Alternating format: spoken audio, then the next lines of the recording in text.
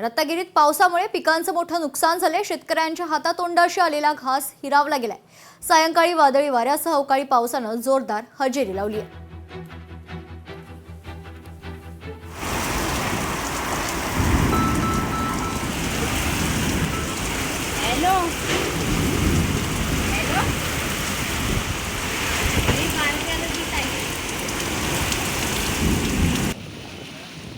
लांजा तालुक्यामध्ये झापडे गावामध्ये 11 एकर पपईची लागवड आहे आणि आता हे पीक माझ्या हातातोंडाशी आलेलं। आता जस्ट हा माल चालू झाला होता आणि ह्या अवकाळी पावसाने आणि त्या वादळाने माझी जवळजवळ 80% बाग जमीनदोस्त झालेली आहे। तर मायबाप या सरकारने आमचे लवकरात लवकर पंचनामे करून आम्हाला नुकसान भरपाई द्यावी।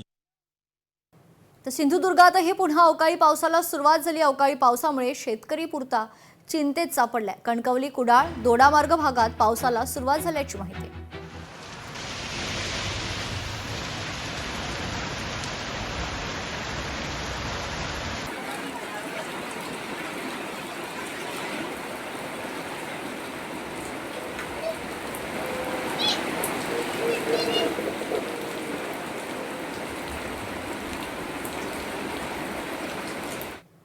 रत्नागिरीत जोरदार अवकाळी पाऊस सुरू आहे। लांजा, राजापूर आणि अनेक ठिकाणी पावसानं हजेरी लावली। अवकाळी पावसामुळे आंबा बागायतदार शेतकरी चिंतेत सापडला।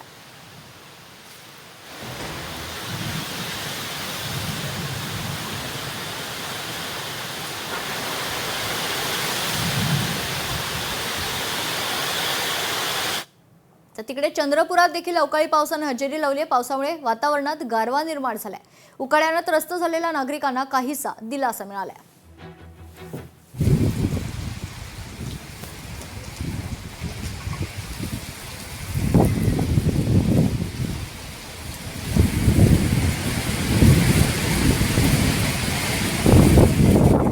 तर साताऱ्यात देखील अवकाळी पावसाचा कहर पाहायला मिळतोय। महामार्गाला नदीचं स्वरूप प्राप्त झाले। वाहनधारकांची मोठी तारांबळ उडाली आहे। पुणे बेंगलोर महामार्गावर वाहतुकीचा खोळंबा झालेला पाहायला मिळतोय। उमरजमध्ये अवकाळी पावसामुळे महामार्ग जलमय झाला।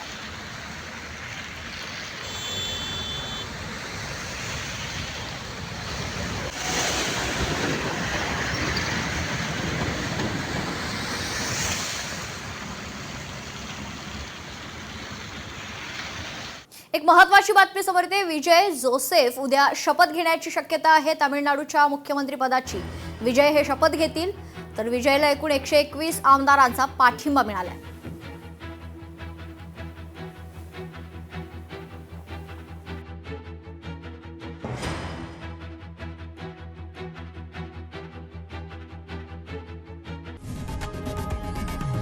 लोकशाही मराठी ऐका, पहा, जागरूक रहा।